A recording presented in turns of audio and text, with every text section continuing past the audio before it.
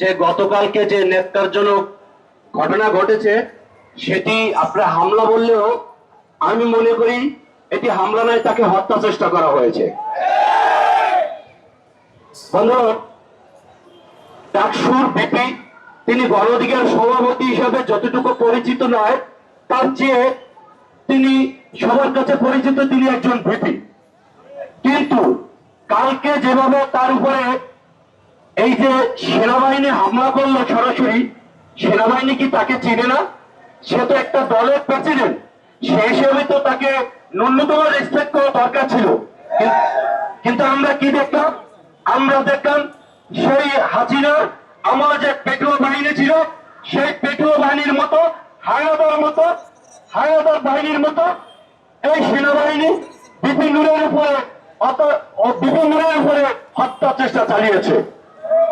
এটা কি আমার কথা না, এটা তো আপনি মিডিয়াতে দেখেছেন, সকল মিডিয়াতে চলে এসেছে যে তার উপরে কিভাবে এই সরকারের পেট্রোল বাহিনী হামলা চালিয়েছে। আচ্ছা, আপনাকে একটু মনে করে দিতে চাই, আপনারা জানেন যে 2019 সাল ডাকসু নির্বাচনের পরে 2019 সাল 23শে ডিসেম্বর আমাদের উপরে ফ্যাসিস্ট হাসিনা, খুনি হাসিনা, যে এখন ওই মুহূর্তে পালিয়ে বেড়াচ্ছে, সেই হাসিনার আমলের ডাকসু নির্বাচনে সাধারণ শিক্ষার্থীদের ভোটে তিনি ভিপি নির্বাচিত হয়েছেন। এটা কিন্তু তিনি মেনে নিতে পারেনি। যখনই তিনি ভিপি নির্বাচিত হয়েছেন তখনই তিনি মানুষের অধিকারের জন্য রাজপথে নেমেছেন, মানুষের ভোটাধিকারের জন্য রাজপথে সোচ্চার ছিলেন।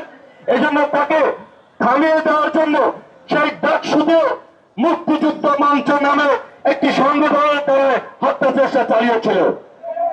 সেই হত্যা চেষ্টায় আমি আমিনুর সহ এবং আমাদের ছাত্র ভাইয়ের সহ সেখানে ঢাল হয়ে দাঁড়িয়েছিলাম।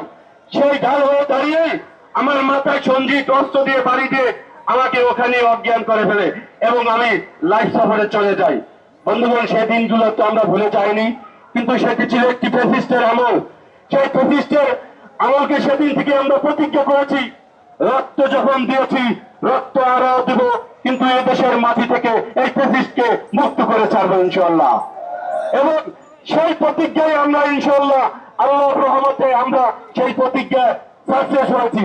এখন আমার কথা হচ্ছে, তখন তো আপনারা দেখেছেন যে তখন পেট্রোল বাহিনী কারো কথাই কোনো মূল্যায়ন করতো না, কোনো নেতাকেই কোনো মূল্যায়ন করতো না।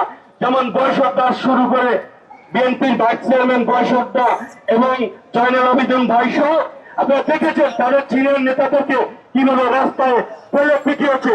সেটা ছিল একটি স্বৈরাচার শাসন। ওদের স্বপ্ন পূরণে পাশে থাকতে পেরে আমরা গর্বিত। এখন আমরা কার আমলে বাস করছি বন্ধুগণ? আমরা কি এই জুলাই আগস্টের যে আন্দোলন আপনারা দেখেছেন যে বিপিন নুরের যে অবদান, তিনি হত্যা রিমান্ডে থাকা অবস্থায় দুজন ভ্যান থেকে বলেছিলেন যে 90% পতন হয়ে গেছে, আর 10% ধাক্কা দিন। সেই 10% ধাক্কা জনগণ দিয়েছে এবং তার কথা রেখেছে। সেই 10% ধাক্কায় উজ্জীবিত হয়ে সারা দেশের মানুষ রাস্তায় নেমে এসেছিল। সেটা কি আমরা ভুলে গিয়েছি? সেটা কি এই সরকার ভুলে গিয়েছে?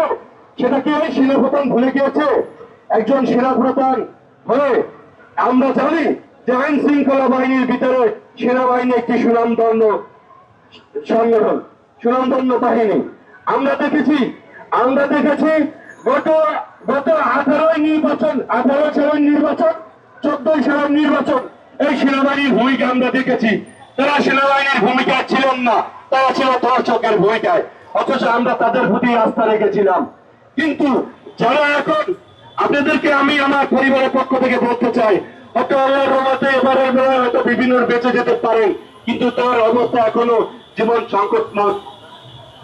আপনারা দেখেছেন তারা মত ভায়োলেন্সের কথা বলেছে। আমরা যদি আমাদের পার্টি অফিসের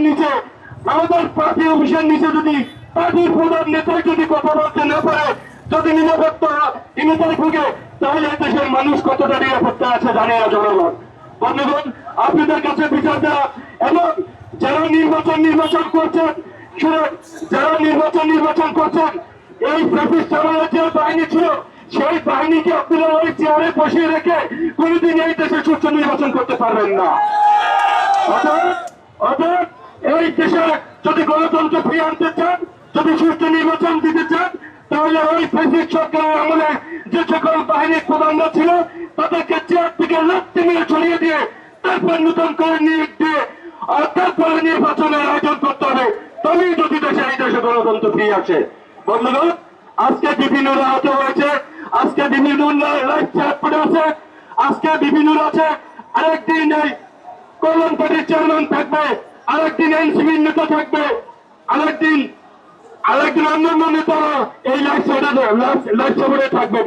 অতএব নির্বাচনের আগে প্রশাসনকে দেশে সাজাতে হবে এবং এই পেট্রো বাহিনীর যাকে চিহ্নিত করে তাদেরকে বিচারের আওতায় আনতে হবে, তারপরে এই দেশে নির্বাচন আয়োজন করবেন।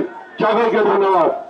এবং আপনাদের কাছে একটা কথা বলি, আমার ভাই লাইফ সাপোর্টে আছে, আইসিতে আছে, দেশবাসীর কাছে আপনাদের সকলের কাছে দোয়া চাই, আপনারা আমার ভাইয়ের জন্য দোয়া করবেন, তিনি যেন সুস্থ হয়ে আবার এই রাজপথে আসতে পারে, আপনাদের সাথে যেন একাত্রে আন্দোলন সংগ্রাম করে এই ফ্যাসিস্টদেরকেও যেন মুক্ত করতে পারে।